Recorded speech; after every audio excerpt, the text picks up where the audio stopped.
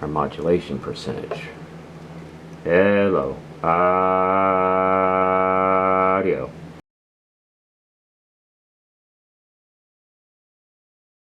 Howdy y'all, Country Fried Gamer 150 here, and in this video we're going to be featuring this vintage radio that I got pretty much in mint condition off eBay. It's Lake Model 410, which I have never heard of this make of radios. Came with all the things that a new radio would come with, including all the paperwork, manual, gives a list of all the specifications on it, and then your knobs, what they do, squelch control, your A&L, your channel selector. Then you have a book of the rules and regulations, and then you also have a schematic, which I usually, in the modern radios that I've purchased, I have not seen them come with a schematic, so that's pretty cool that back in '78, which I think that was the date of manufacture for this radio, that they gave you a schematic with the radio. Came with the all the normal hardware, your mic mount and microphone, and you also got an application to apply for a license, because back in that time you actually had to have a license to operate a CV, in which now we do not. I don't know if it had the year on there.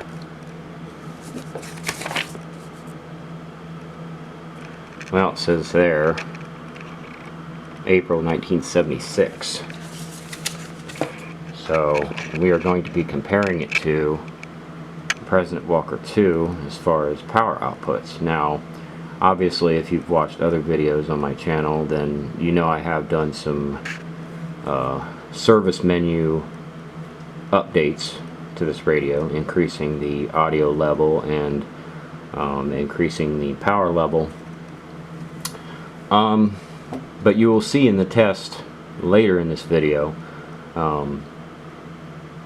those changes didn't improve anything, because the modifications that I've done to this radio, which all I did was turn up the modulation, and it can be heard considerably further than that radio, than the Walker II.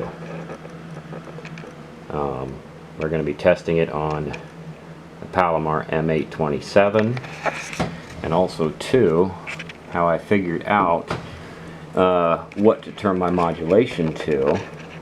We have this old vintage power and SWR meter, which is also in pretty much mint condition. It came with all the original paperwork. There's all the information on that.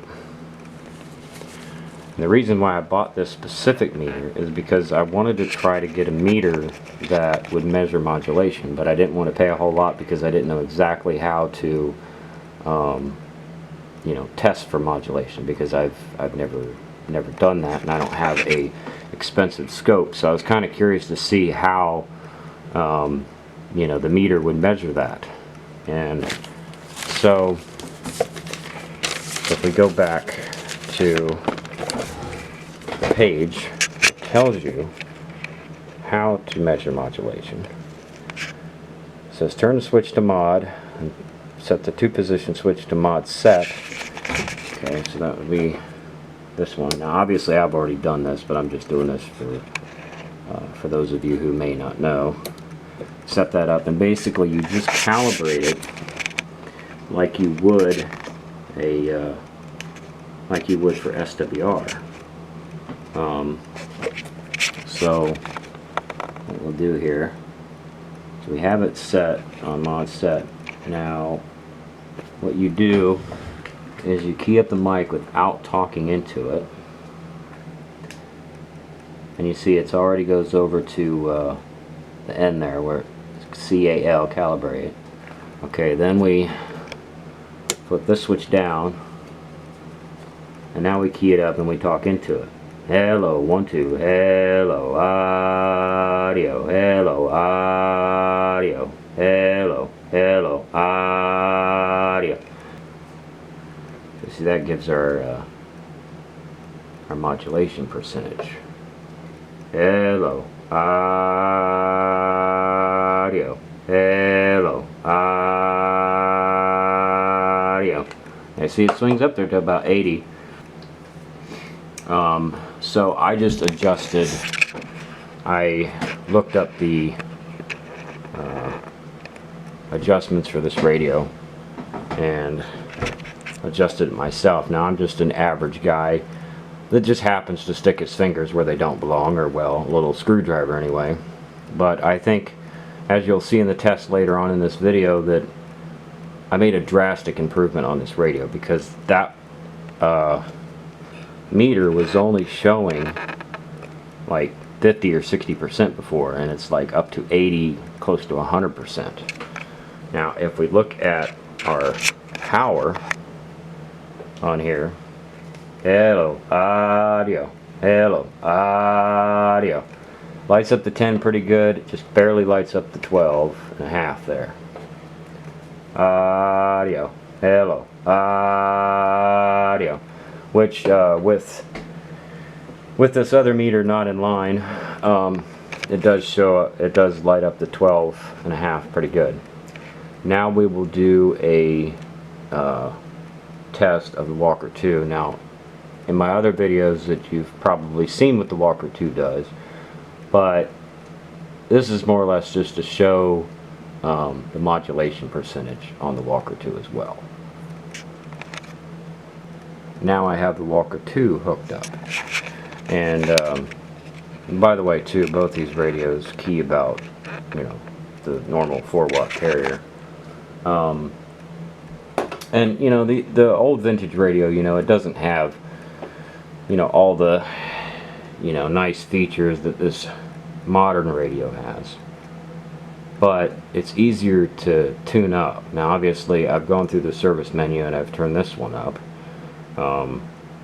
as high as it'll go. Now the carrier, I didn't put it as high as it'll go, but at least the audio level is as high as it'll go. Now if we do the same thing with this one, set it to mod set,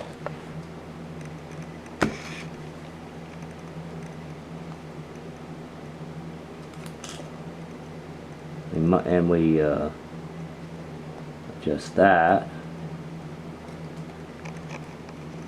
and then we flip it down.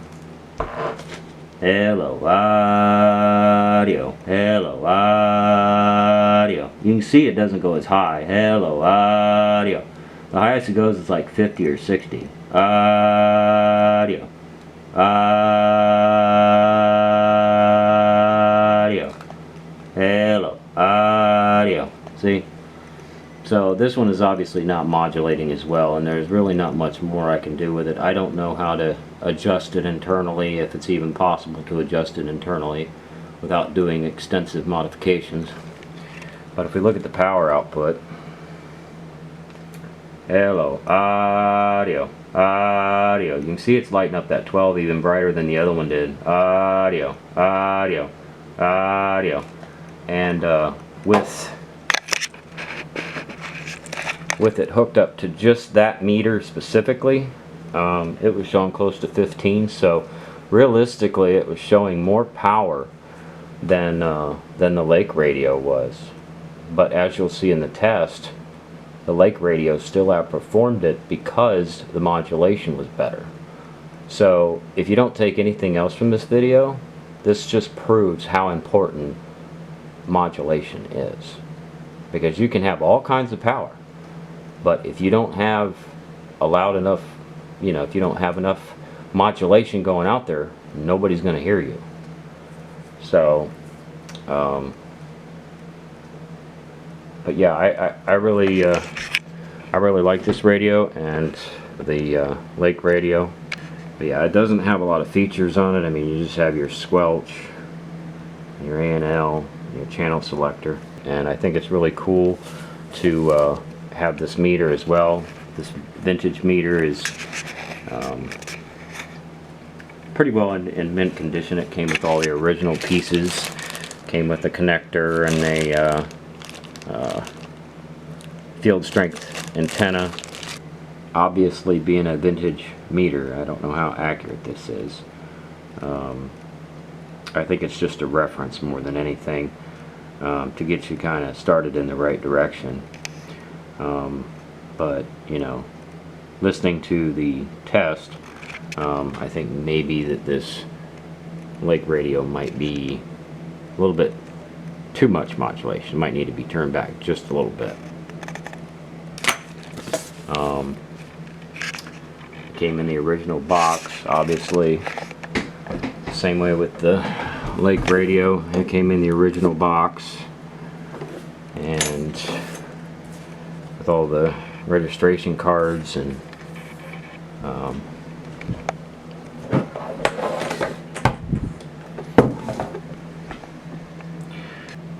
as far as size, both radios are pretty equal in size. Walker 2 is a little bit wider, and the Lake Radio is a little bit longer. But they're pretty comparable in size. They're only talking maybe about an inch or so longer, and the Walker 2 is just about an inch wider. But I think it turned out really well. And you let me know in the comments what you think. Which is better, modern radio or vintage radio?